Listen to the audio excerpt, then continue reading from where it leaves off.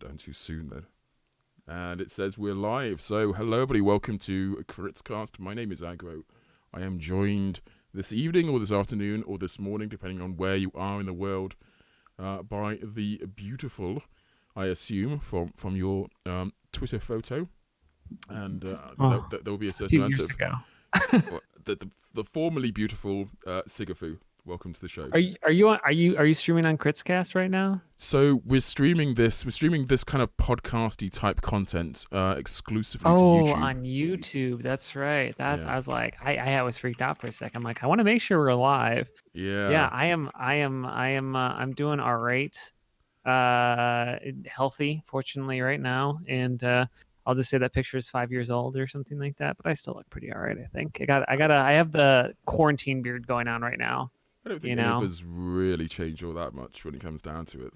The functionality of what our faces do and how they act, and the eyeballs do the seeing, and the nose does the sniffing, and the lips do the tasting of the air. I don't know. I don't necessarily need to describe all the functions of the face, but they all do the same thing they do, regardless of how old we get, and our features generally tend to stay the same kind of orientation for most of it.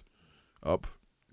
I'm doodling. Generally speaking, I'm verbally doodling. Subtle differences.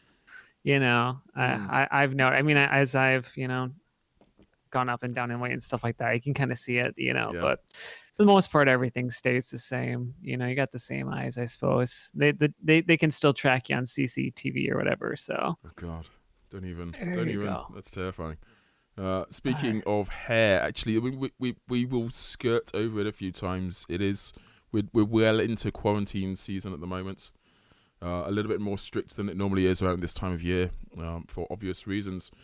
I found myself looking at my hair, the one on my head, the many on my head, the crop that I have, and thinking I need a haircut, and that is not something that will be coming to me anytime soon. No, it will not. So, yeah, personal hygiene, people. I may have to cut my own hair using a pair of kitchen scissors. I mean, well, if you don't see anybody, do you really, it's like trees falls in the forest. Does anybody, if no one sees you, do you really need to cut your hair kind of a thing? I don't know. I should be, whether or not I actually am is a matter for me and the gods. I should be looking for a job right now, so I should be going for those, like, Skype interview things. Right. Where there's a certain expectation that I'll be appearing in a camera and wearing probably a suit. I don't actually have a suit that I feel comfortable in. But to be honest, the upper side of my suit is fine. It's the trouser side that I don't really like. So long as nobody asks me to stand up, I don't think anybody's going to ask you to stand up. I mean, they might ask me to fetch something from the kitchen, or it might come up in, like, I might forget that I'm not wearing any trousers, or I'm wearing, like, my pajama bottoms one day, and just do the interview, the interview faux pas of standing. I just feel like you're setting up, like, some sort of, like, I don't know, like, weird, my mind's going to the wrong place, I guess. Which is like, oh, honey, can you just grab that from the kitchen online? Yeah. Like, for me, something like that. Like, I don't. That can work. I think you'll be okay. In worst case scenario, you can just do one of those, like, eye face things, and you just be like a fox. Just say you're a furry, and this is just how you express yourself. I mean, or whatever. Well, they're not supposed to be able to anime girl. Be an anime girl. What? You appear on screen as the anime girl. You can you can be like anything you want, right? Like, that's the things, right? Like, it captures your face. Yeah. I actually bought the thing. Yeah, for my back when I was streaming. It's called, like, virtual rig. I'm gonna look this up. And I have it. And actually, yeah, face rig. It's currently half off. And you can be a fox, you can be Santa Claus, you can be a literal cat, you can be a hamburger if you wanted to. I'm not sure I want to sexually identify as a hamburger. Where would you put the sauce? I mean, personally, I identify as a attack helicopter. It's just, whatever floats your boat, right? Indeed, where do you put the oil? Right. So we should be right now. I've got it on the whole screen. I haven't even played any jingle music. I can do that right now, actually, while I do this. If you want to go on to creators.tf/servers. Oh, do I get to join you that way? Okay, yeah. Creators TF. Well, I gotta sign in. You could join me on the thing, but yeah, we could find a server on here. I'm going to do a quick refresh and see if one of the North American servers is empty. I see one in Los Angeles is empty, but that's all the way over there, isn't it? Yeah, that's bad for both of us. Yeah, that's equally awful. We kind of want to be East Coast rather than they've got Chicago, but they're very full with Chicago servers. It'd be nice to play with. I tell you, let's start this off just in a random East Coast Chicago server. All right, let's see. We could be playing in CP Clinker, which is all right.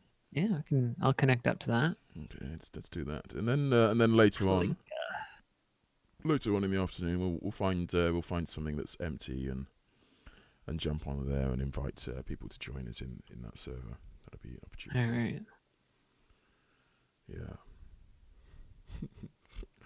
Yeah. That's what Flush is saying in chat that maybe you should try wearing a Darth Vader mask and claim to be a Jedi.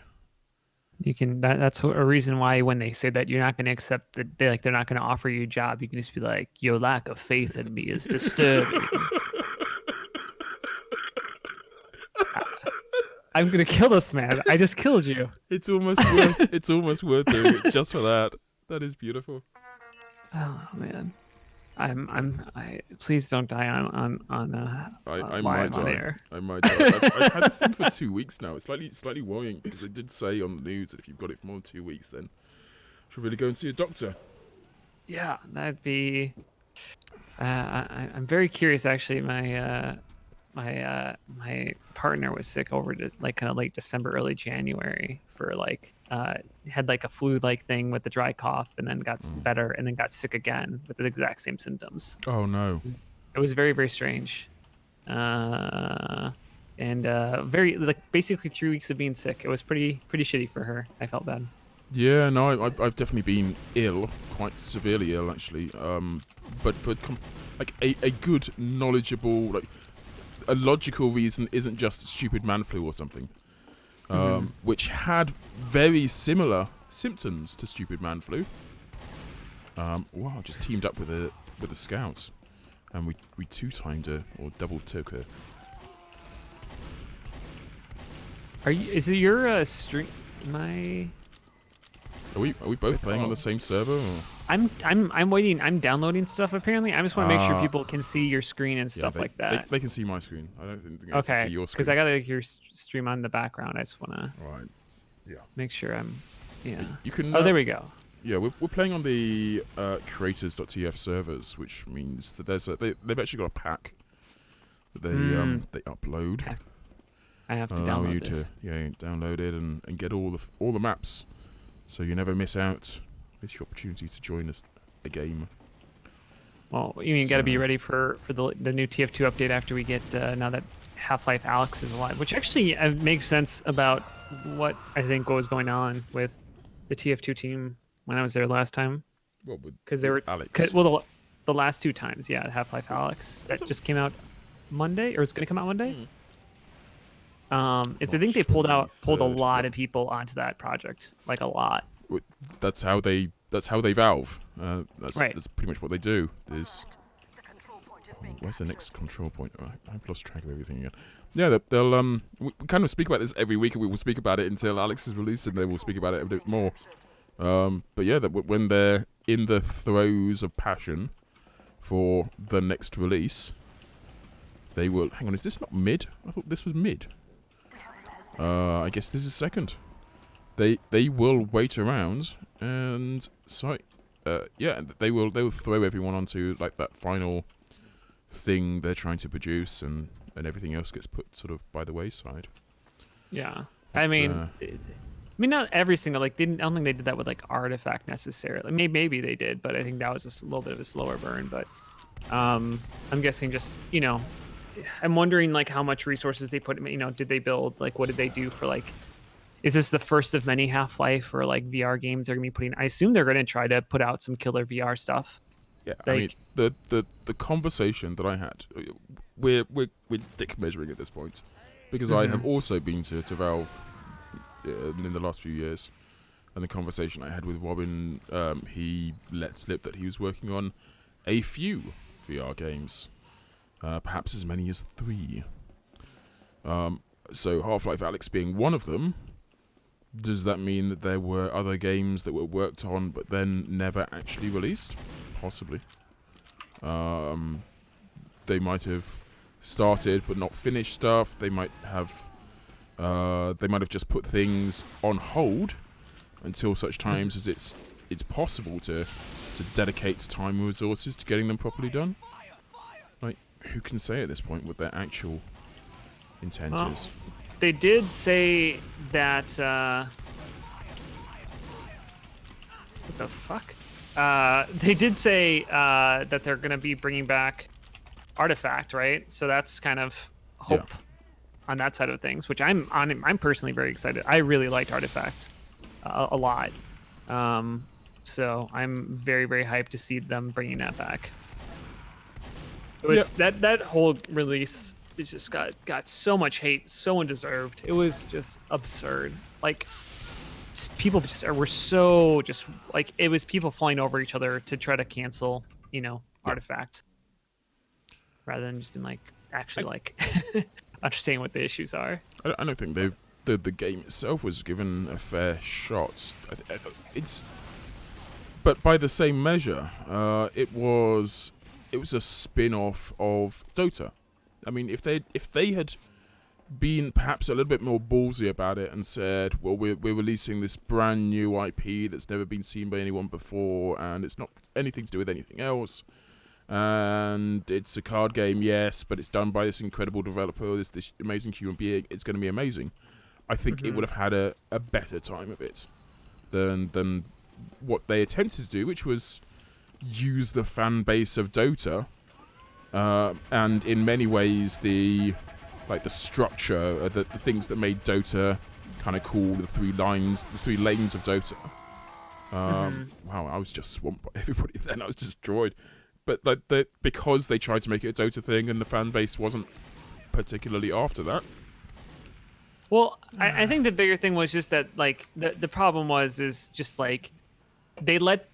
It's kind of like they just let the conversation. They just had bad PR more than anything else. It was like, I don't necessarily agree with you on that. It was just like, oh, well, they try to force us down the Dota throat. Like, I don't think that's as much of an issue as if they did a CS:GO game or anything like that. It's more just that, like, a lot of the complaints weren't addressed, early on, and they took so long to respond to things. Like, you look at how they handled Artifact, and then you look at how they handle Underlords. Where Underlords has a lot of small updates, very communicative dev team, just like very, very in your face about it in a good way. That they're constantly changing things, trying out new ideas. And I think that's liked. I mean, I think there's a good bad to constantly changing things. I think that in some ways hurts the player base because it's too much change, but they're at least trying to keep up. And I think Artifact, they just were sitting on their hands. They're doing the old style, the TF2 style. And I think they kind of realized after that fact that, like, oh wait, this isn't always good. So I mean, I'm not sure whether I think it has to do with personalities and the sort of people who are running. I could have sworn I saw something behind me then. That's weird. The sort of people who are running the actual dev itself, literally the dev team, and what their expectations and requirements and desires are, and how they as individuals work. And if the thing that drives them is the idea that they need to get jobs done, draw a line under them, move on to the next thing, then they'll want to have a release and close. Whereas that's not what modern coding is, I think. Not really knowing that much about coding or modern times.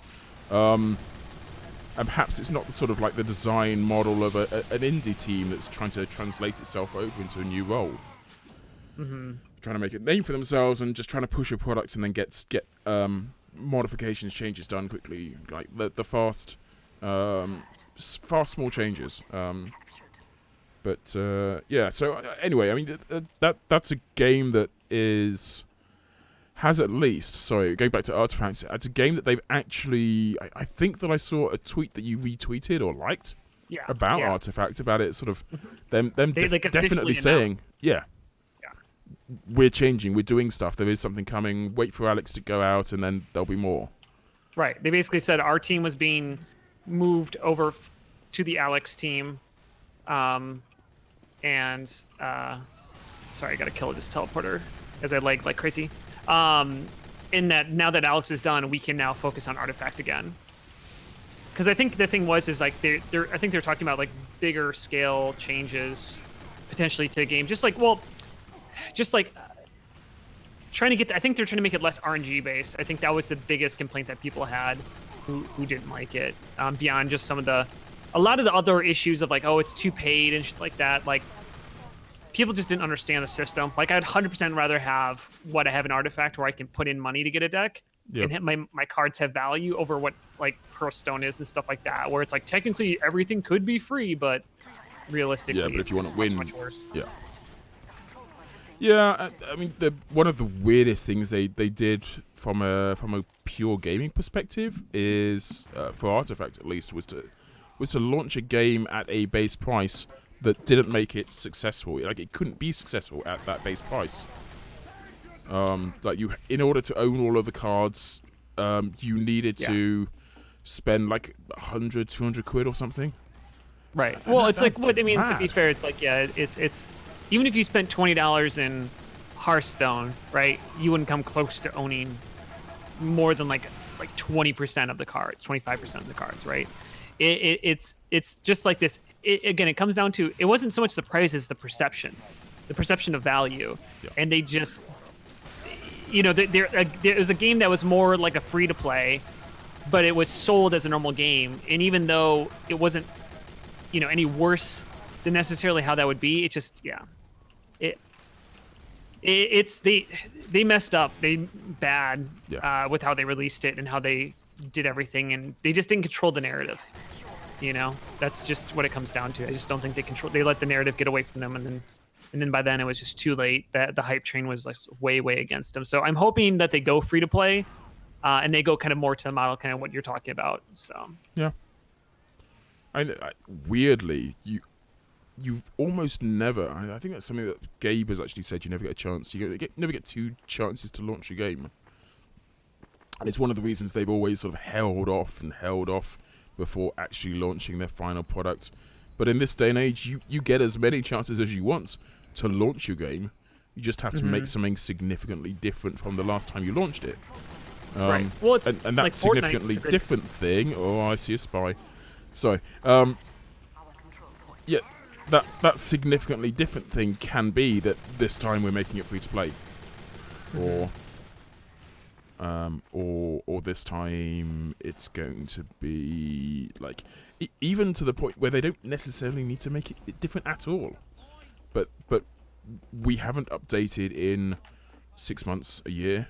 Now let's massively update it. Let's release a pack that effectively makes it the difference between Borderlands 2 and Borderlands 3. And effectively call it a new game, even though actually nothing's changed. So yeah, maybe in this day and age you do get more than one opportunity to launch a game. And Gabe was definitely wrong. do. I mean, it's not the only game that's had that possibility. So many successful games actually are the ones that come out, fail, and then because it's like the core of it's a good idea, right? I mean, it's kind of like you can argue in some ways it's like TF2. The core of TF2 is really good. Yep. TF2 is really good as a casual game in many respects, but as a competitive game, it's amazing. But it needs kind of, in many ways, a relaunch of that to really get that point. Like, I think that if TF2 came out, as TF3, it'd be freaking huge. Especially if they started out with, this is our competitive scene. This is what our competitive scene looks like. And had that very tightly coupled in the game, it'd be hugely different, but I think I don't know. It's interesting, and I can see you sort of trying to steer the conversation onto something that makes sense. with regards to RGL, and with regards to comp scene for Team Fortress 2. It's a conversation that we've had like a million times though. Like, what would Valve have to do to make this game like possible to have an esports scene, like viable as an esports game? So, like, what are you asking the question, or just or posting it like hypothetically? I mean, I'm simply saying that it's a conversation we've had a million times. That said, I'm going to take another swig of beer. So there you go. Take it as a question if you want. I mean, I think the biggest. I mean, honestly, I don't think it's really possible for TF2 to become a big esport. Yeah. I just don't really have the belief that it's gonna happen, because I think the problem is that the community needed to unify, and it just was never gonna happen, just because of the reality of the situation and the power and influence of the community, the community in the wrong way. You know, like Highlander was doing really, really good. Yeah. Highlander was huge, right? Never got capitalized on by anybody. Like ETF12 didn't give a shit about Highlander, despite it being hugely successful. You're in America, like UGC was a terrible organization. ESEA never tried to put a toe into it, and you know the Sixes community never was like, oh, hey, we have this really successful thing. Maybe we should, you know, look into why people like it and then go from there. And so, and now we're at the point where it's like everything's so fractured. You know, even the idea of like no restriction sixes or like Prolander is just incredibly divisive, when it really shouldn't be, right? Which we should be together on these things. And that to me just makes it like, I don't think any one thing is necessarily correct right now. I think we would still need to kind of like form together to get something better. But in order to do that, you kind of need to come together as a community. And I think people are so fractured that it's just not a thing anymore. Well, it's something that always amazed me, and this is again another old conversation, but I did find it stunning that back when you were looking to do your own comp, you wanted to put money together and create a prize pool, which you did. But it wasn't sort of advertisers. You didn't steal it from anyone. It was literally your money. Right. It was just free on a free contest. Yeah. Free entry fee, and you just get free money for trying something new. I mean, in the EU, free entry is pretty much the norm anyway. So, but outside of the EU, outside of like European or Australian, like the free entry is strange.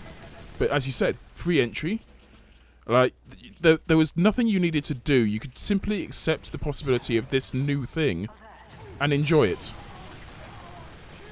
And instead, the community reaction was almost, how dare you? How dare you waste money on doing a new thing? Surely you should... That money should have... Not even you should be doing the old thing, but that money should have gone to the old thing. Yes. Yep. Like that, just the most entitled reaction. Oh, I just got electrocuted. Oh, didn't see that coming. Victory electrocution for everybody.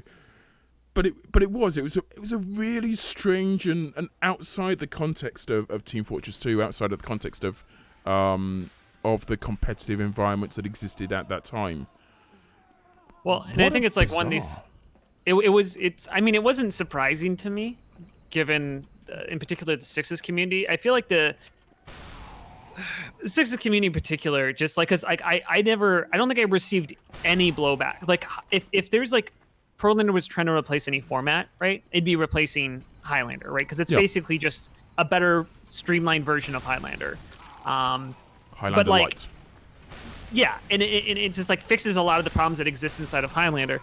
But you know how many hate messages I got from Highlander players, like for the format that, you know, would be killing them and taking away prize money from them and yada yada yada. Literally none. Okay. I never had any Highlander person ever giving me any sort of negativity, any sort of grief, none whatsoever. They didn't like. they weren't. I mean, nobody really got it what I was doing. You know, I wouldn't say any. I'd say there was probably nobody who was like, "This is a good idea. I'm glad you're doing it." You know, nobody was supporting me on this. Yeah. But I didn't. Because I think that's a difference there is like between the two communities. One was like, I don't really get why you're doing this, and I don't really see why this is going to be different, but like you do you. And the other one's like, fuck you, what the fuck's wrong with you? Sorry, I don't know if I can swear on here, but like, you know, like how dare you not put money towards us? How dare you not put money towards us? You're wasting money in this community, you know? And it's just like, okay, that's a choice. Wow. Like, that's one way to look at things. And I think it's just like, and again, I think it just kind of shows to like just the different communities and their styles, and you know, just how they look at it. I don't know. It's just that it's just like it's so amazing how splintered this community is, just even how they react to things. But I think it's just like one of these things. It's like Sixes has tried so long to force itself onto the community that it's like it's upset anytime anybody's not helping that process, rather than going like, if we've tried to force this for 10 years, like why isn't anybody asking the question why it's not working? Because they've literally had everything in their favor, right? Like we've had this conversation before. Yeah. But you know, if I was given $500,000, right, towards a competitive format, I had multiple lands, multiple international lands, and I still struggled to be the top format during the peak of TF2, I might call that a failure. That's personally what I would do, because it was. Yeah, like, I mean, the thing is that Sixes, as it was, certainly as it kind of still is, it's super popular with the players. Like, the players love it. No, it's really great for what the people who love it. Yeah. And but it's not necessarily popular with viewers. Like, finding hundreds of people... Oh, sorry. Tell it the other way around. Highlander, people love playing Highlander. They don't like watching Highlander. Like, it's not an easy game to watch. Mm-hmm. Whereas I think, Sixes is great to watch. But it's not super awesome to play unless you already know how to play it. Or if that's what your style is. You know, I think Sixes is probably like the best team-based Quake shooter game like out there. Not even close. It is a fantastic, like if you want that for your game, it's seriously the best format for that. You know, it's like you know, there's a reason why a lot of the Sixes players and TF2 players are, you know, going over to Diabolical, right?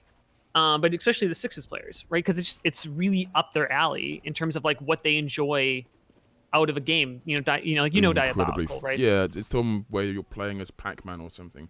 Yeah, you're an egg, and it's basically Quake, but you're an egg, and that's it. It's just a different version of Quake, right? You know, it's not really there's no class-based system, right? Everybody's the same, but you know, it's the same concept of, you know, you move around quickly. It's a momentum or a DM-based mechanical shooter, right? Which is the reason why Sixes players generally like Sixes, because it's a DM-based, team-based mechanical shooter. You know, that's why, like, you know, I love Spy. I think it adds interesting dynamic to the game. Sniper, I have a love-hate relationship, but I appreciate what it brings to the game and how it balances out the game. Minus the fact that it's unbalanced right now. But it's like, you know, I like the classes in TF2, but, you know, you can talk to Sixes players, they don't like the classes. They don't want to see an engineer in the game. They don't want to see a spy in the game. They think that ruins the game, right? Yeah. So that's why they like these games where those don't exist. It's just the mechanics. So. Yeah. Ed Grant. I mean, it's true though. It's true though. I mean, it's fine. Yeah. It's like one of these things where it's like it's this fine line where I'm not trying to like shit on people for what they like, right? And like take that away from them. Yeah. Right. Because I want to be very clear that I think it's a really amazing format for the people who like it and what they want out of it. Like Highlander will never ever replace it, right? Or Prolander or No Restrictions 6 even probably at that fact. Yeah. You know, it just never will be there. Because that's not what they want. And I think it's really, really amazing for that. And you can't take that away from them. But I think it's just like I have bigger ideas on why the community kind of ended up this way. But I don't, I have a whole like long video in my head. I actually have like a 17-page paper I wrote on this subject, but I was going to turn into a video. Yeah, on I mean, it. I'm not even certain I should even say this out loud, let alone on stream, let alone to YouTube. But I've always equated the Sixes players stroke community with the NRA. Like the way that, not necessarily like being just pure evil or just no, just the fanaticalness of it. Yeah, like they're organized fanatics with a single purpose. So whenever there's an opportunity for them to appear somewhere or do something or have their say on or have their voice heard, they will turn up like half an hour early wearing suits and with folders full of notes. Like they are organized. They know what they're doing. That's very. I don't think that's a especially in North America. I don't know if in Europe it's the Europeans that I've run into, Sixes players I've generally seen on forums tend to be more open-minded, generally speaking. And I found that the community has changed their tune, like in terms of open-minded. Like from where I started 3 years ago to where it is now, I think the community has changed pretty drastically in terms of singular, fanaticalness, or like, to at least the idea of like when someone does something new, it's not, people aren't trying to bring it down with 900 post multi-thread things telling them how shit of a human being they are for doing it. Yeah, you're not. Nobody's trying to cancel anything with it. It's just let's open into serious debates. Let's make it a conversation, as opposed to let's destroy, let's burn the ground you stand upon. Well, I might just be saying that because I'm playing Pyro right now. Oh my god. Right. Yeah. As I accidentally kill an invisible spy, I think. Yeah. That happens. But, we'll kind of see. I mean, it's like one of these things where it's just like, I think at this point, it's like Valve needs to, I think, the thing too is that like, it's a shame. I mean, honestly, I think the biggest thing they need to do is first optimize the game. This is why I feel like they need to do a new version of the game rather than upgrading this one. Because like, even if this game gets big, let's just say like something really cool happens, like it is so poorly optimized that you just can't, like, players struggle with great PCs to get good FPS, Like, that's just not going to stand anymore, let alone it just doesn't look as good as, it's a 10-year-old game, right? Like, it looks great for a 10-year-old game, but, and as I'm kind of just like, the best way for this game to move forward is just through a new release, really. That's kind of where it needs to be, in my opinion. Yeah, I can see, like, from that description, if nothing else, I can certainly see why games like Overwatch, for example, when they want to make a big splash again, they'll release Overwatch 2. Right. Or in 2 years down the line, or 3 years down the line, they'll do Overwatch 3 again. So, I mean, the game doesn't necessarily need to be all that significantly different from what it currently looks like, or, for that matter, plays like. But in order for them to have that kind of impact, and have people want to look at them and want to give them the benefit of the doubt, that they need to be doing something big. They need to be making big gestures, or I was going to say doing the Italian thing with large hand jobs, large hand movements, motions. Just careful on those Freudian slips coming out while you're sick, I guess. It's true. It does come out when you're sick. Flop around. Can I switch teams? I can't switch teams, can I? What to any other thing than this stream right now? Possibly. No. I was trying to. The blue team was sucking. I'm like, I don't like playing on the winning team. I like playing on the losing team. On casual because help out more. But no, it's one of these things where it's like, it's just I think the really good sign too is you can look at like the success with CS:GO. It's not even just like in general, like, but like I don't know if you've been paying attention, but CS:GO has been hitting crazy numbers lately. Yeah. They broke over 1 million concurrent players, which is like there's only been a handful of games that have done that, and they were down to like 300 concurrent players. What's it called? Not too long ago. And it's just they've been actually pumping out content for it. They've been kind of like having a second introduction with the BR, which I really enjoy. the CS:GO BR on there. Can't kill this fucking pyro. And stuff like that. But I think it's just it shows that you can take an old dog, and I'd say teach you new tricks would really just make people like it again. You know, like it's. I mean, you don't, as you say, you don't necessarily need to essentially do anything different or more tricky than previously, but it's just being aware that old dog is still a dog. It's still available. Yeah, I mean, CS:GO has not changed besides the BR thing that they introduced about a year ago, and they've been changing, over time.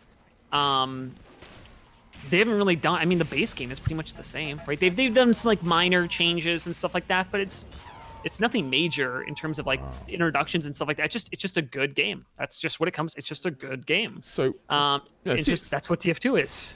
I think in general, like the whole idea of rising tide carries all boats. That logic has worked out exceedingly well in the case of CS:GO, where like the cool new games of Fortnite and what's the other one? No, whatever the cool new games are, like they've appeared seemingly out of nowhere. Oh, Reflect Kill. Oh, nice. It was on you. I'm sorry. Yes. Yeah. Like they've come out of nowhere, and now they are these big, amazing, fantastic games that people from all walks of life are suddenly aware of, and the fact that there is not just the game, but actually like much more than the game. Like there's an entire scene that people weren't aware of before, and people want to be aware of it because it's cool and it's fantastic. And hey, why not? Why not Zoidberg?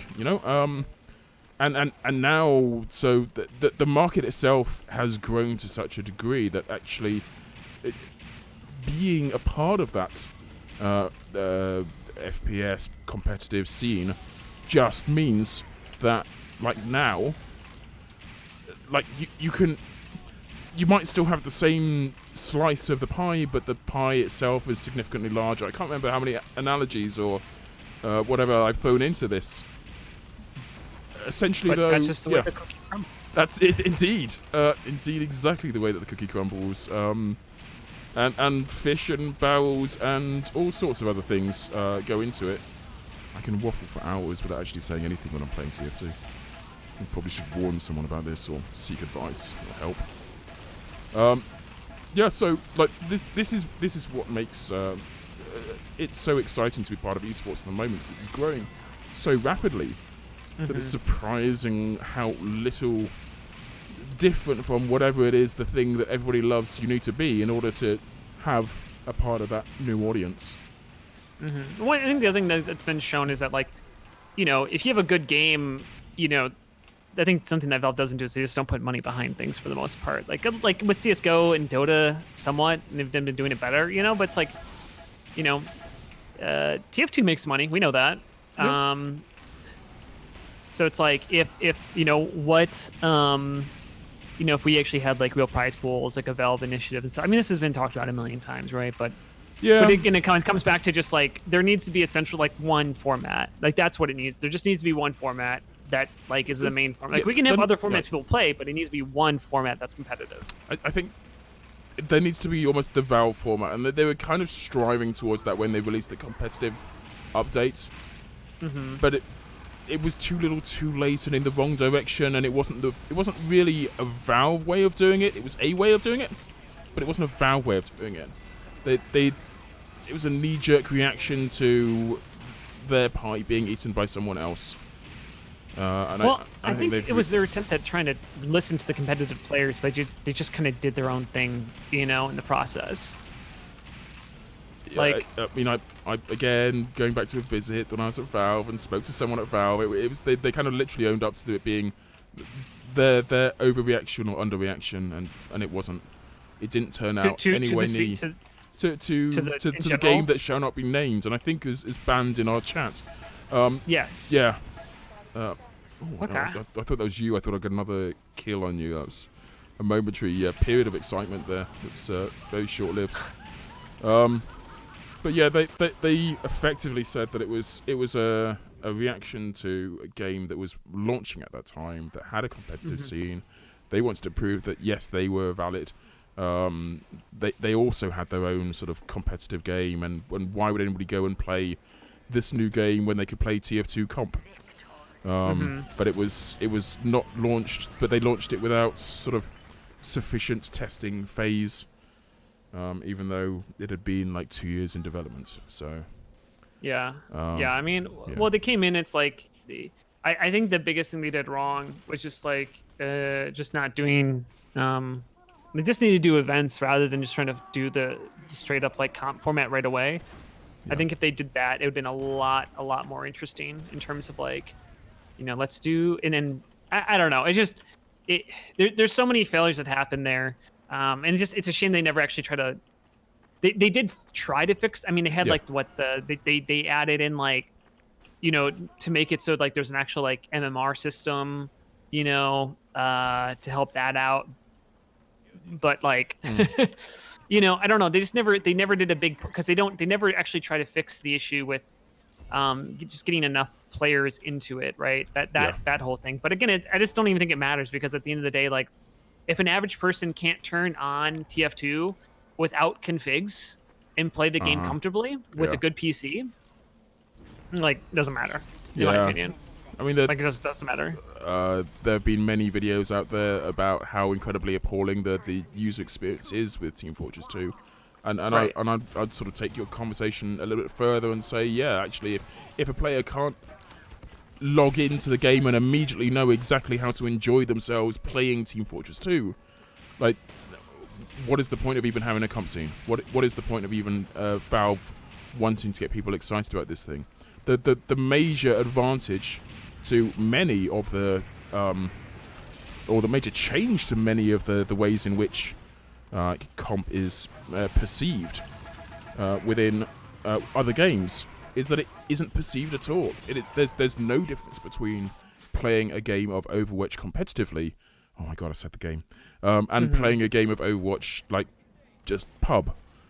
Sure, that you have to go to a different menu, you have to take on a different box, but insofar as the game, it is the same game.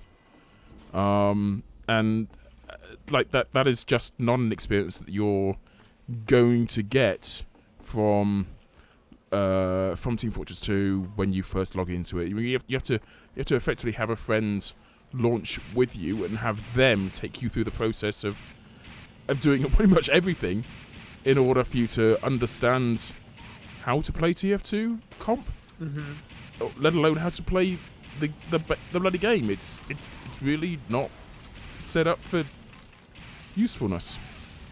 No, it isn't. I mean, that's kind of a problem that we see with, like, I try to get into Dota, and it's like they have very similar problems where it's like they have this really, really interesting game, but the new player experience on multiple levels is just freaking awful, and their numbers have been kind of slowly dwindling, due to it, over time, because it's just like there's like you log in and it's like there's barely anything good to help you out.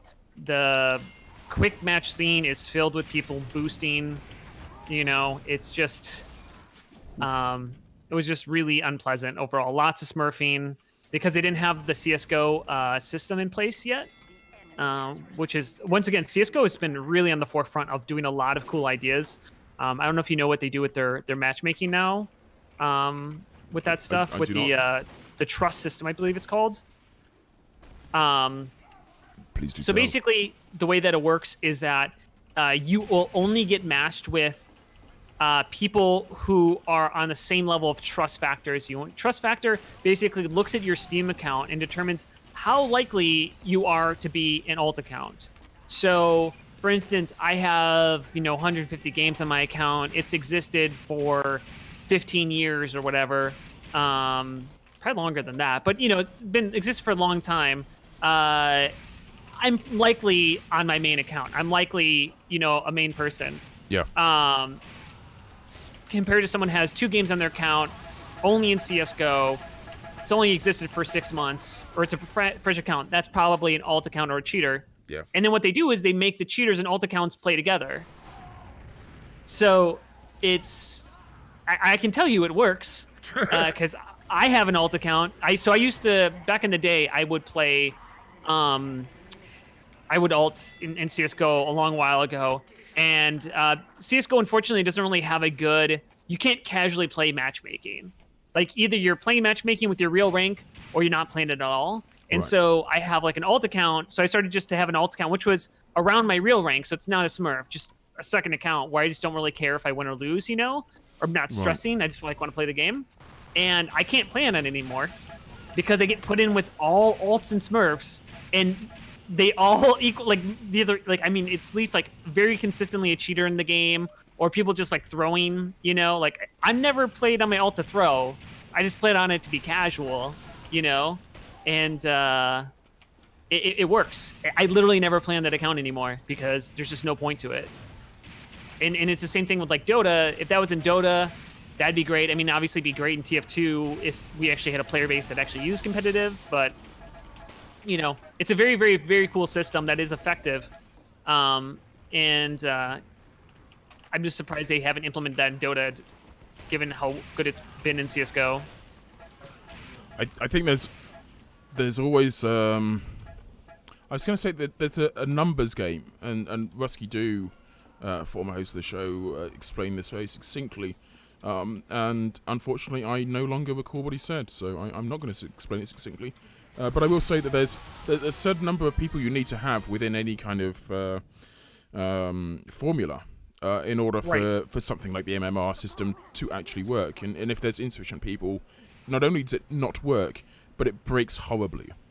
But if you're comparing a working system in CS:GO to a non-working system in Dota, there's gotta be more people in Dota. But I guess you're only really ever queuing with like a team. But I guess it's the same sort of thing with CS:GO as well. I don't know. I mean, yeah. I would say it's like it's not really fair to compare it to TF2 because TF2 is so small. But yeah, there's I mean obviously there has to be a reason they haven't. I mean it's existed for quite a while, so it has to be a reason it's not inside of Dota. But it's like.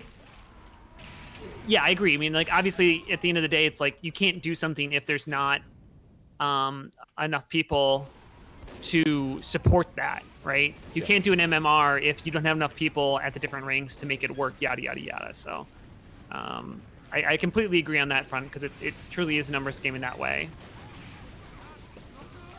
It's like, kill these snipers. Yeah, I could almost hear you concentrating then. At the same time, I was looking out and trying to see who I should be shooting the rockets at.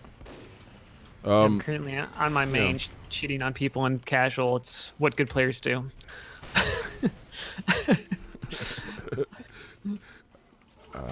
Sorry.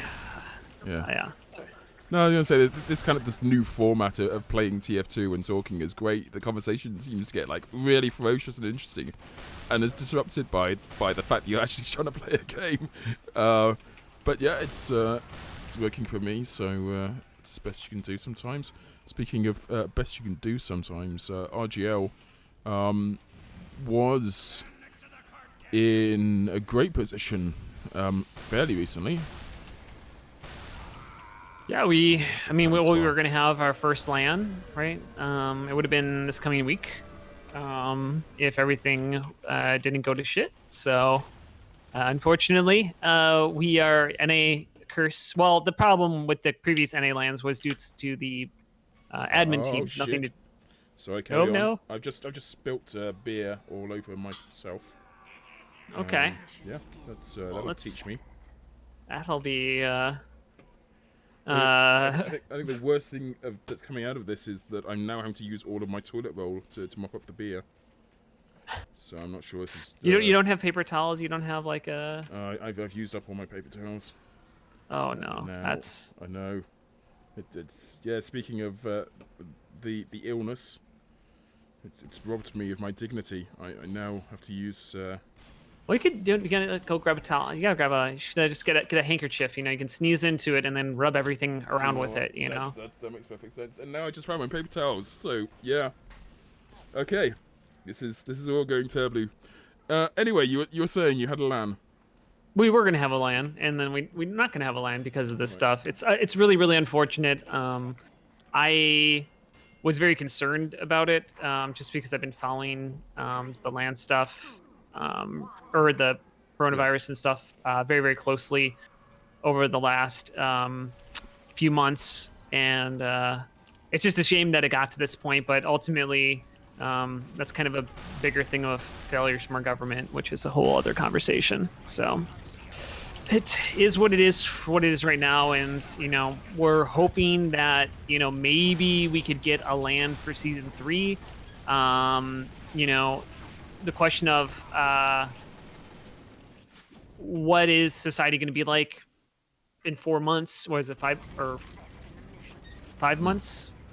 6 months? 5 months? Is wow, I should have died there.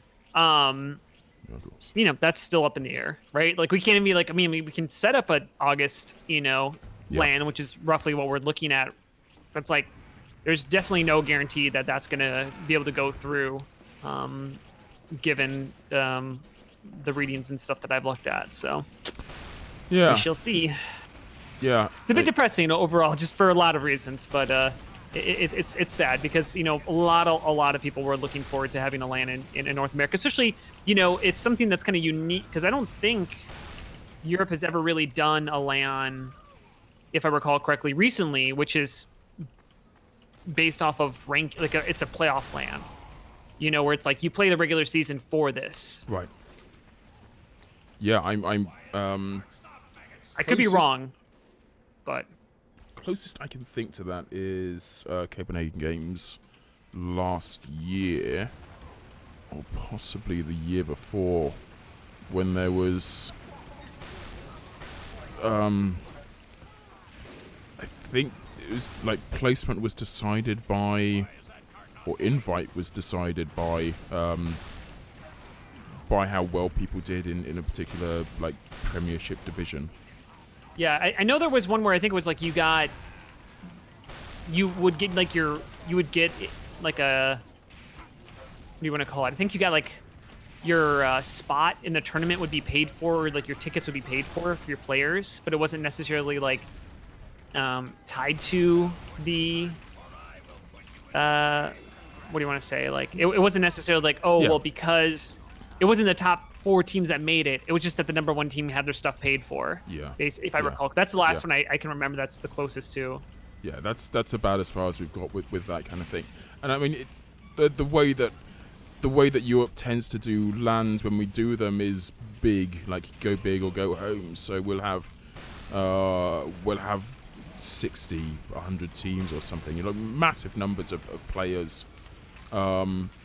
And everybody has an opportunity to win, or sorry, at least an opportunity to take part, not necessarily an opportunity to win. I mean, there's, to a certain degree, there's always going to be certain individuals that have a significantly better chance of winning. But being like just being there gives you a chance of being on the podium at the end. As opposed to sort of the way that, certainly my perception of the North American LANs have done it in the past, where there have been 6 teams turn up.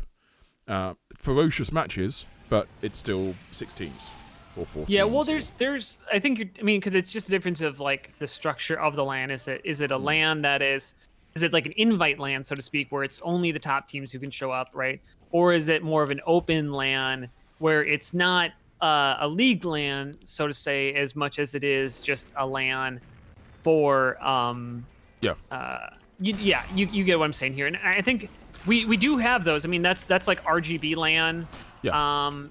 Is that, you know, and I think there's other ones as well. I mean, historically, the only LANs that are kind of like what RGL is doing is just ESCA. You know, besides that, all of the other ones are more what you're kind of talking about, because you have to get cooperation with the league and player base and all that stuff. So most of them tend to be like, oh, just show up with the team. Because that's the other thing, too, is like you have to have commitments, right? With your entire team has to agree that, okay, we're going to go to LAN, right? We're all going to spend the money. We're all going to have to do that. And that's a big consideration that kind of comes into it. And so that's one of the reasons why you don't see that too often in any region. But I was really excited because I think it does just add a little bit of flavor, consequence. Yeah, just like it makes it the regular season a lot more interesting in my opinion, because now it's like who's going to get to land. Yeah. And I love that. I love that concept. I think it's just super, super interesting. Much more than, just having a land that anybody can show up at. It's got to be, obviously it's going to be a kick in the balls for you and for a lot of people, that not having the land that was going to be in spring. But for the players themselves to have progressed through and done awfully well and kind of like won their place at LAN, only to find that they can't have it. Yeah. That's gotta suck. It does a lot for them. I feel, between, I mean, as much as it sucks for me, I feel bad for the players and I feel bad for my staff, who put in a lot of work, a lot of effort into getting that stuff off the ground, all that stuff, and now, they're not really gonna have a lot to show for it, at least right now. Yeah. And I'm looking forward to hopefully that we can get a LAN, we can get all this stuff, put to use, but it's just a damn shame for all the players. I mean, our goal is to have a LAN, 2020. In 2020. Well, yeah. So in August, that's the current goal. To have a LAN up, as I'm shooting a demo man to death. But whether or not that happens, like it's just the entire situation is so up in the air in terms of how bad things are going to get, how long it's going to take to recover. That it's really, I think, uncertain. So we'll see. But I would love to get a LAN out there. Love to get a LAN up. But it's just a lot of things that just are completely outside of our hands. I mean, fortunately, at the end of the day, like, we're an online organization, but it also sucks because we have money tied up in it, right? So right now, we depending, I mean, we might just be out money, just like with no recourse, basically, because of the contract that we signed. Didn't include a clause saying if there's a pandemic, we get our money back. Act of God kind of thing. Well, there probably is an act of God clause, but no pandemic clause, so. Yeah, so it's like some, like, the airlines, like, we're denying the travel refunds based off that, but it's just really, really unfortunate. But overall, I mean, RGL's been doing really good. Our numbers have been pretty decent, and I think some of their policies and stuff like that, we've been getting some shots taken at us every once in a while from parts of the player base. But I think there's a lot of just confusion that I think if you actually look at the people who are shouting the loudest at us, it's usually the people who are getting punishments from, or people like either directly getting punishments from us because they can't not say racial slurs and stuff like that, like just real basics, or people who are friends with those kind of people. And because the big thing is we only got to the spot we are is because we listen to our community, we listen to feedback, we change things constantly. That's the big thing that makes us different from like UGC is a good example. I don't know how much ETF12 adapts their league to community feedback, but I assume decently, or at least the community likes them, so it doesn't really matter either way. But it's just what it is. I'm happy with where RGL's at, and I kind of taken a reduced role over this last year, and I'm going to continue to reduce that down just because it's just very taxing to. I wanted to ask you about that because I know that, like, as you say, you've taken reduced role, but that was a line in the sand that you kind of drew and said, look, I'm stepping back now. There's somebody else that's going to be like rolling in my position.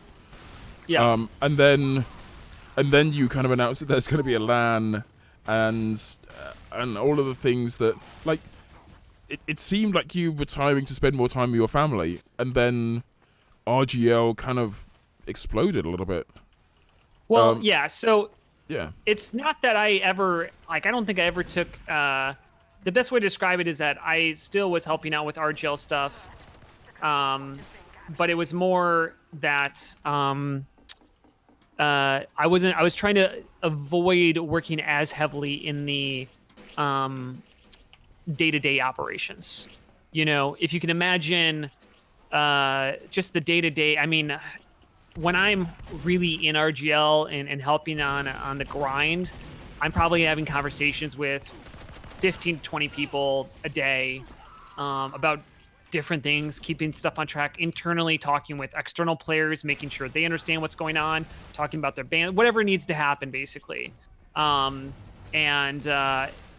was trying to get more out of that. So like the LAN stuff, like I was still pretty heavily involved in terms of getting that off the ground. In terms of the day-to-day of what was going to happen at the LAN, like I was making sure, it was kind of more like I was guidance, you know? I want to make sure that things are happening, but I'm letting other people, I'm delegating the, you know, a lot of the, or some of the, what do you want to call it, actual tasks that need to get done, and try, you know, figuring out that stuff to other people, and then kind of having me step in there like, okay, does this meet our needs, questioning, kind of being that person. So yeah. That's kind of what it is. And I mean, it's like one of these things where it's like, I want to make sure RGL can, you know, run with or without me, right? That's what we want out of a league. It shouldn't depend on me for its existence. Hold on, I gotta kill a scout in 1v1. Guess what? 1 HP, I'm better than you. I'm not good on this map. This is my least favorite map. I'm not a harvest man myself. I've never really gotten the appeal, but you know, it be what it be. Me getting out of spawn in harvest is an achievement. So. Yeah. But yeah, so I mean, that's the biggest thing. It's just like, you know, I just want to be able to know that if I want to step away from RGL, or if I wanted to take a break, even not even just step away, but just be like, you know what, I've been running this thing. You know, it's like one of these things where it's like me being able to go sit down on the couch next to my partner and just like hang out with them and not have to worry about my phone going off and having to respond to somebody. Yeah. You know, that's an achievement for me. You know, it's a big deal when I go put my phone on silent and I'm like, all right, the next hour, I'm just not going to respond to anybody. You know, it's very unusual for me. And I think that's ultimately, it's like, I just wanted to kind of get to a point where I felt, yeah, just confident that I could do that more often, you know, in that this behemoth that is RGL. Cause there's just, I mean, we have so many people working on it. We have like, I mean, technically our staff is probably around 50 to 60 people, like in all different areas, but like active staff obviously is smaller. But just making sure it's all ran well and isn't just have one point of contact, because that's just designed for failure. So. And you've achieved that? Kind of. No, I'm not yet, but we're getting there. I mean, the amount of like, I think our Highlander League's a really good example of one which is really self-sustaining, you know, that I don't have to talk to a lot. Sixes is getting there. No Restriction 6 we just launched, and I didn't really have a lot to do with that, other than just kind of, again, some outline stuff. So I think we're very, very close, but I think if I were to step away, as I said tomorrow, like I'm leaving RGL, I think it'd be fine. Besides, the only thing the biggest thing left is just the website and getting other people confident in working on the website. I mean, I brought in a couple of developers, but you know, it's getting people who can work in the space, can learn the website, how it operates, people who I can trust as well with that task, and then people who want to consistently put in the work. It's a very challenging mix to get all three of those things. So it's I'm gonna just chase down the. I just want to let you know, I'm just chasing down the guy who's what's his face, the cow, or the what's the market gardener. He's doing the market gardener thing. I'm just killing him. That's just I kill him. You rocket jump market gardener me one time, I'm gonna just go scout and rage on you all the game. Big yeah. Yeah. Yeah. So that's kind of where that's at right now. I think my goal would be like by the end of this year is that I'm kind of just I've taken pretty much all of my roles have been delegated out, you know, because I think honestly that just makes for a better league experience, because you need people who are passionate and can dedicate the time to see through to make their thing great, you know. And I think that's really, really important, is that like I am not as passionate about sixes, so I shouldn't be the one running it. Somebody who is passionate about sixes should be running that and making those decisions, you know, and seeing that through and thinking of ideas and going like, oh, let's have a cup. And like, what do I need to do to support that cup? And so like my goal is to support the people who have the big, you know, who are the ones putting in the effort, putting in that work, and making sure they can succeed in what they want to do, and kind of making sure they're also hitting the mantra of what RGL is, you know. And that's the biggest thing is just making sure that we're having consistency inside of RGL, you know, with our policies and the way we go about things, you know, like just like don't be a dick to each other, don't say racist things, crazy ideas. And just making sure we're holding ourselves, our team, and our policies that are kind of reaching what those goals are. I've just seen someone with a meme stream as well, so I need to ensure that they don't exist. I think you're having more success with than I am. Yeah. Are you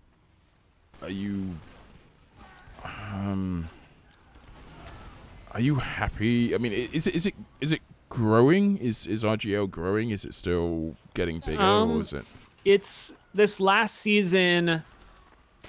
Let's see. So Sixes had about a 10 to 15% drop, I want to say, over the first season.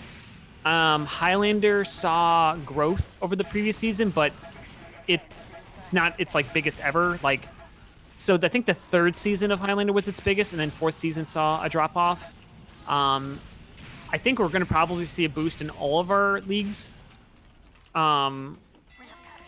this summer, just because of Corona and people wanting to stay inside more. So I'm curious to see what those numbers look like. Yeah, those are very interesting numbers. Prolander, I mean, we'll find out. The thing that's been really interesting is that we haven't really been putting a lot of effort into or we haven't really done much with Prolander so we switched our stuff to be that Prolander is the off-season format with no restriction sixes. So Highlander and Sixes run roughly the same time, and then in the off-season of Highlander is Prolander, and the off-season of Sixes is no restriction sixes. And so, what's it called? Man, I'm biffing these shots so hard. Oh, I am not a pro gamer anymore. So yeah, and so I think in Prolander, I think there's a good chance we're going to see a bump in terms of numbers, just because we've had a lot of people asking about it. No restriction sixes, we saw a decrease, but that's to be expected because we don't have a prize pool for everybody. Also, we try to have we advertised it as we're trying to make league fees more common, because I think you need money in the game to grow it. Yeah. But, it's just, the problem is that this UGC has made the idea of, not having league fees at all and no prize pool to be like the norm for a big portion of the community. And I don't think that's healthy at the end of the day, because you need money, you need lands, and you need shit to grow it, right? You need those funds, and we're not making money. We're like, I think this is 2020 is the first year where we're going to be not losing money. And when I say not losing money, I just mean that we're going to be breaking even. Like, that was my only goal in 2020. I was like, we just want to break even as a league, because the money that comes into us, pretty much all of it goes back to the players.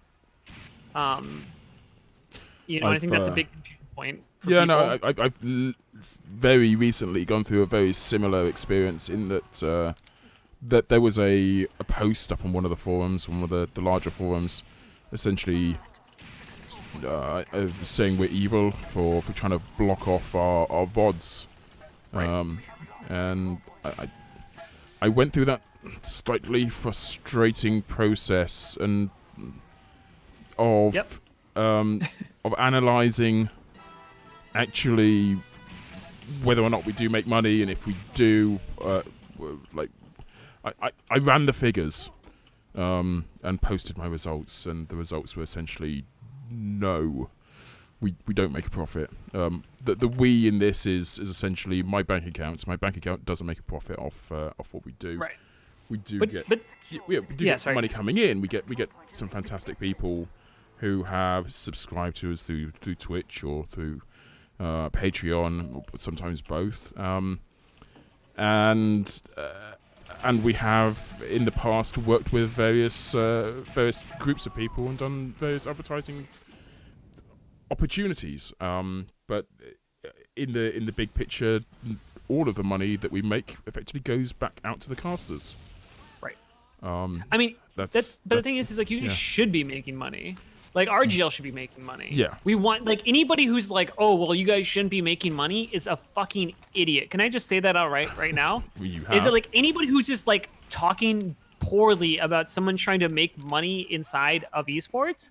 Yeah. Like, and I'm not talking like trying to take advantage, right? I'm just talking about like just generally making money. Like, that's how you get people to create content. That's like, YouTube players don't go out there for free. Like, they start out for free, right? Yeah. But they don't go like, oh, okay, I'm going to just do this for fun, right? Like, a lot of them do it because they get a paycheck at the end of the day. Like, it's an incentive to see the growth, incentive for people to do it, right? Like, if TF2 didn't make any money at all for the developers, they wouldn't be doing it anymore, right? They wouldn't be running the servers likely. They wouldn't be giving it any support, though they're not giving any support right now, so like, why does it matter? But you get my point. It's like, is that like, you know, I was actually, you know, doing some, there's some other like real life sports things I've been interested in, and I was taking a thing about like running tournaments and stuff like that inside of there, and when the very first thing it said is that if you run a tournament, you shouldn't feel bad about turning a profit, because like that's incentive for you to continue to run tournaments. Yeah. You know? And at the very least, it's like, I don't even think TF2, I mean, we don't have enough people in here to make money, but if we can at least break even, you know, or like pay a minimum wage to people for what they do, you know, I think that is more than fair for what it is. Yeah. It's a shame that this community has such a weird, toxic attitude towards that. Yeah, I could sit here and debate for a long time about where that came from, or where it's going to go. But the reality is that it is only this community that has that kind of feeling. Like, I'm trying to compare us to other FPS games, and I don't think other FPS games have that feeling. But it's more than that. I don't think like Smash Brothers community has that feeling. Like, no one's allowed to make a profit from Smash Brothers. I don't think that's true. I don't think that's a situation that's real. Right. Sure, do it because you love it. Do it because it's the right thing for the community. But if there's no opportunity to create a value system in there, then the whole thing breaks down. If there's not a reason for anyone to compete with you, then you need to do something different. Right. Yeah. Well, because just you're the just only look fool. at like what happened with like CS:GO and ESCA and stuff like that. Like, there's money in there. People chase that money. People create better platforms. Like, I would love it if someone came out and made a better platform for TF2. They just were like, you know what, RGL, you know, it's not doing enough, and they just came out and they literally did something better. I think that's great because that'd be ultimately better for the scene, right? I would love for RGL to be successful and make hugely profitable and all that different stuff, because we're helping out the scene, and in the process of helping out the scene, we're making money. Yeah. But there is only a small window as well when we, in terms of like Critscast or RGL or Team Fortress TV or essentially anyone, UGC, TF2L, like any of the big leagues that exist within Team Fortress 2, any of the big communities that exist within Team Fortress 2 are tiny. From an esports perspective, we are all such tiddly little fish that as soon as we're shown to be profitable, as soon as there's a market to be exploited, you can bet your life the sharks are going to come in and just eat all our lunch. Eat and us, that's a good thing. Eat our lunch. Yeah, exactly. Well, it's a good thing for the consumers, it's a good thing for the players, it's a good thing for the game itself, and it's great to be like one of the first companies that gets bought. God, yes. Yeah. Long term for the people who have made like their who are heroes in their own lunchtime on the back of the work that they've done within the community. If they've been doing it on the basis that they were going to get their big payday someday, that was maybe a little bit ill-conceived. But for the game, God, yes. Yeah, I want to be destroyed by ESCA. I want the big guys to come in and go, this is a real game. I want to feature Team Fortress 2 on my website, alongside Dota, alongside CSGO, alongside everything else. I want to destroy you. Yeah. Yeah. We have like, you know, different platforms, and then the anger comes out is like we have 3 different good platforms, and we need to, you know, should choose one to go behind, but it shouldn't really matter because like at the end of the day, like we have so much player base that's there, you know. But yeah, it's like one of these things where it's like people, but again, it's like I think the problem kind of stemmed from the very early on that I think if UGC, you know, moved to, hey, we're gonna host prize pools. I mean, the prize pools, if they existed in UGC, so like for instance, right now, our Sixes League has a prize pool of about a little bit under $10,000. If we had the same fees for Highlander, the prize pool would be 1.5 times bigger, despite it being a smaller league in terms of total player base. Just because of the number of players on the team who need to pay up and stuff like that, it'd be closer to like $15,000 in terms of a total prize pool, you know? And if Highlander had a prize pool back in the day, which I would have loved having a prize pool, you know? And having lands, because that's how you support lands, right? Like you need a prize pool in order to have a land, because you need to, you know, someone needs to pay for this, right? Lands cost money. And I mean, just think back in UGC days, you could have had $30,000-$40,000 prize pool per season, you know, potentially if they, you know, kind of went with an actual paid model. Just think about what would have changed in the game. I don't think the game would have been the same if that was the case. I think it would have actually grown bigger if you had big prize pools and stuff like that earlier on. Because people could have made their life livings off that. Like you can quit and then people can dedicate their time because there's money involved in it. And then you have organizations, you know, like ESA, maybe ESA would have picked up Highlander or, you know, whatever. Because like, hey, this is growth. This is money, right? The only reason that ESA didn't do anything with Highlander or with TF2 is because they just didn't see any money value in it. And, but it wasn't because players weren't playing it. It's just because this perception of paying money for a service, which I think is just so crazy because I play sports in real life every year. And I never am like, oh, why do I have to pay for this thing? It's a service. Like, of course, I don't even get a prize pool. I'm just paying for a freaking service. And here you're paying money for your own prize pool, like with a service add-on. Like, you know, it's just, I don't know. The community's strange. And I know we kind of are hitting it, you know, being a dead horse here, but it just, yeah, it's just it is what it is kind of now. It's a little bit, again, I'm kind of to the point where I think it's just like, it's very just difficult, this part of the process, to kind of change people's mentalities, you know, around that. Did we win? We won. I actually tried to capture the point this time. Oh, wow, okay. We played the point. Goodness me. I know, I forget that Koth actually has an objective. Yeah. It's like high tower a little bit, to be honest. But,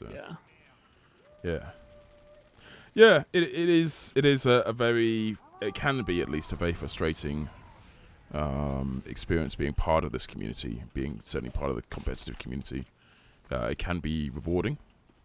I can't think of anything off the top of my head right now to describe that kind of reward feeling and sensation, but I'm sure I can. So there's not necessarily any need for me to be this way. I think going back for a moment to something that I mentioned at the start of the show, and hopefully you've had a chance to think on some. The question was, who's going to be your player of the week? I'm trying to. So, I wish I knew who actually has been my previous players of the week. Sort of don't want to risk wasting one. Let me see. Actually, let me do this. I can do this site, teamfortress.com. Teamfortress2.com. That's what you guys own, right? Or Quitscast. Yeah, Quitscast. Maybe.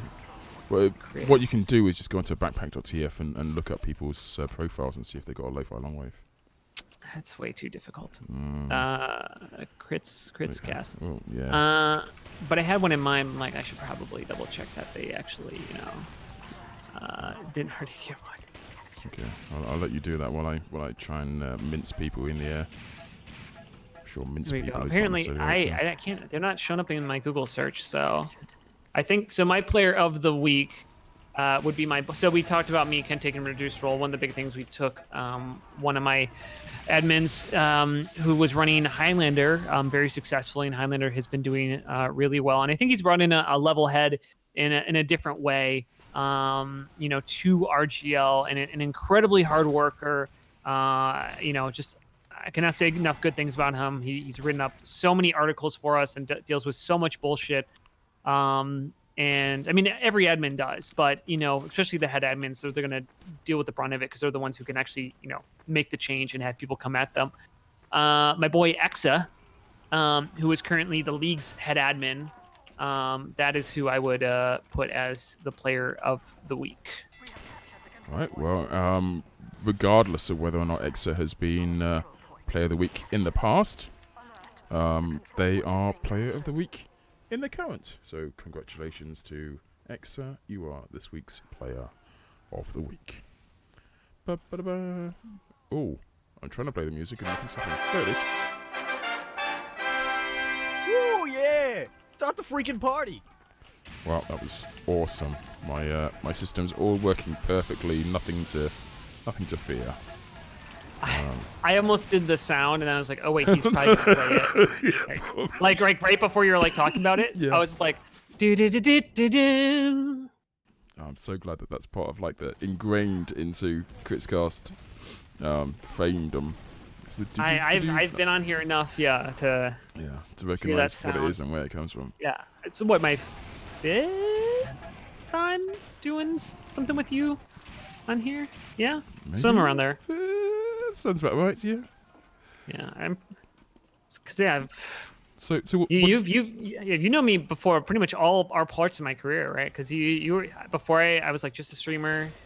I don't know if you had me on before I was like streaming. Sigafoo, I've got to say you've never been just a streamer.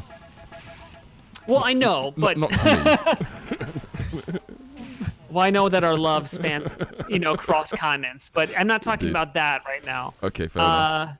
I'm just trying to remember because I was, obviously like I made a name for myself somewhat before streaming, with, the Sigafoo save and stuff like that.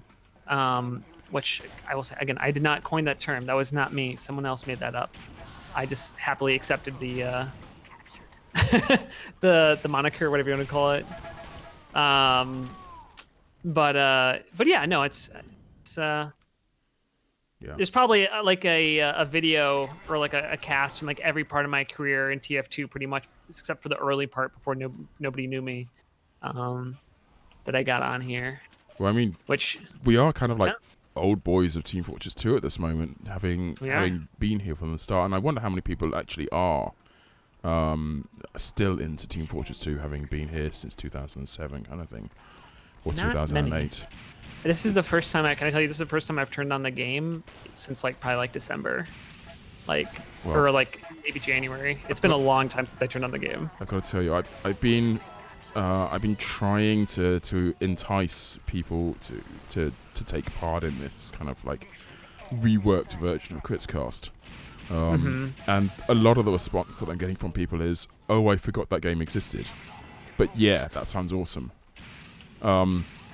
So having you say that you've not played it for a while, that is okay. That is absolutely okay. I think there's a saying in engineering that the more engineering you do, or the longer time you spend in engineering, the less engineering you'll end up doing. And I think it's probably true of Team Fortress 2. The more time you spend in this community, the less time you'll spend playing the game. Well, at a certain point, either you're going to be Banny. I mean, even Banny, he's either you do stuff to help out the community. I think if you stay around long enough, you probably want to see it grow further, and that's exactly what, I tried to do here, right? Is I saw a real need in the community that I've been wanting to do for years, and I did that with RGL. The streaming stuff like that. But TF2's been really, really good to me. I really appreciate. I mean, the thing I'll say is that the TF2 taught me a lot about just like how to exist in the world and how to learn, and just I don't know. It's been a really, really interesting ride, but I definitely would not be the same person if TF2 was not in my life, just purely because it was like the first thing that I ever did where I was like bad and then I became really good. Like not just like kind of good, but like very good at what I did. And there's a lot of skills you learn along that pathway, you know, because it's not just like an accident. Like people don't just accidentally get very good at things. That's the thing that I've learned. It's like nobody's naturally just a invite player, no matter how good you are, right? Nobody just turns on video games for the first time and just goes, oh great, I'm really good at FPS shooters. Like I found my game. Sorry guys, I turned it on, and I'm saying like some people might excel at it quicker, but at the end of the day, nobody gets to the top level of pretty much anything without putting in the hours. Like either knowingly or unknowingly practicing at it, right? Like you might naturally get into something. Like I might naturally be really good at TF2, but it's because I played CSGO for so much. You know what I'm saying? Like it wasn't an accident, right? You did something else that got you to that point. And you know, TF2 has been really good to me. I shouldn't say that. There's been lots of negative things that have happened to me from TF2 recently, but overall, it's been a really good experience. And I just want to make sure that I just, you know, whatever happens with myself inside of TF2, that, you know, RGL continues to be a really foundational, great league until hopefully either it gets big or someone else bigger comes along and does better, you know? Yeah. So I think that's a fairly positive and exciting, relevant way to kind of close out the stream. Before we do that, is there anyone you want to give a shout out to? Anyone special in your life you want to propose to, or do anything exciting online? While you have an audience of millions, Yeah, the audience of millions. No, I'm just, you know, shout out to, I mean, I see Scone in my chat. He's one of our pug runners. Our pug runners are just absolute beasts in terms of just putting together our time. I mean, there's just so many people don't realize how much time actually goes into running RGL. I think people really underestimate, you know, every week how many meetings we do. Not just myself, but just others, and they get together and talk and texting back and forth, and just how much free time, because again... Did you say meetings or how many memes? Meetings. Meetings, okay. All right. Yeah. I mean, both would have worked, but yeah. Meetings last a little bit longer, but you know what I'm saying? Like, it's just like, there's a... it's just like there's a lot of effort and thought that goes into something where literally I don't think it's not even like people are getting money from this. I don't think a single admin has gotten any sort of financial compensation, if I recall correctly.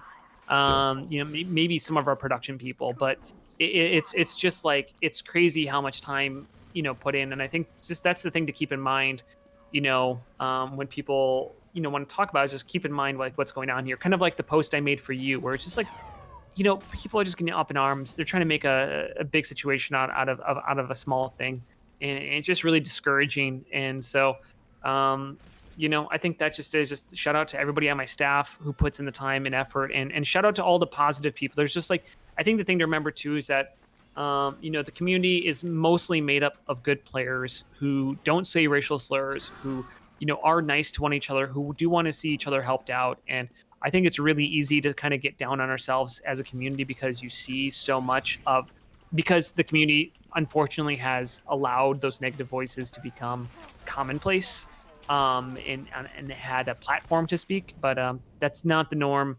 And just remember, that is not the norm. And you average player, Joe player, being a nice person is, and I appreciate you and all my staff's time that they put in. So that's a really nice way of thanking your peoples. Okay, well, for me, I think it's time to say thank you very much for watching this. It's been a relatively short show. That doesn't necessarily mean it's been a bad show. I've enjoyed every moment of talking to you, Sigafoo. It's been good. As fifth or sixth or however many times it's been that you've been with us, you're always welcome back. Many, many more times. As for the rest of you, buy the merch. I don't know what else I can say. Merch.quizcast.com is that you should probably do that thing. Subscribe. Do all the things. There's going to be loads of content coming to you on our Twitch channel over the course of the next few weeks. The LAN that was supposed to be Copenhagen Games, obviously that's been cancelled for us as well on the back of this the awfulness that's happening in the world. We are working on something to stand in its place. So your time will not necessarily be wasted. Look forward to seeing you again next week. I'm not sure whether I can reveal who we've got on next week. I've got a funny feeling it might be X-Time. And if it is, it might not be until Sunday. Anyway, I'm sure if you follow our Twitter, you'll find out sooner or later who it is we've got. And if you tune in again, you'll hear what it is they've got to say. So thank you once again, Sigafoo, and we will see you on the field of battle in the future. Take care, everyone. Good night.